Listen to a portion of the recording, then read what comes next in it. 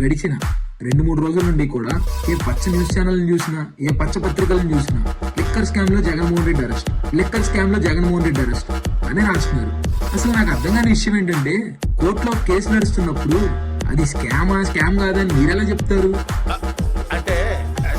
అది కోర్టులో నడుస్తున్న కేసు, దాన్ని ఇంకా కోర్టు ఎక్కడ స్కామ్ జరిగిందని నిరూపించలేదు. గవర్నమెంట్ మధ్య అమ్మితే స్కామ్ అవుతుందా?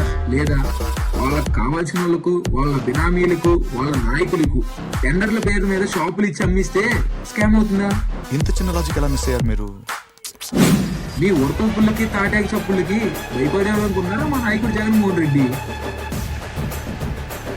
2012లో కేంద్రంలో అధికారంలో ఉన్న కాంగ్రెస్ పార్టీని, రాష్ట్రంలో ప్రతిపక్షంలో ఉన్న తెలుగుదేశం పార్టీని ఎదిరించి తప్పుడు కేసులు పెట్టించుకొని 16 నెలల జైలుకి వెళ్ళి వచ్చిన నాయకుడు మా నాయకుడు జగన్మోహన్ రెడ్డి.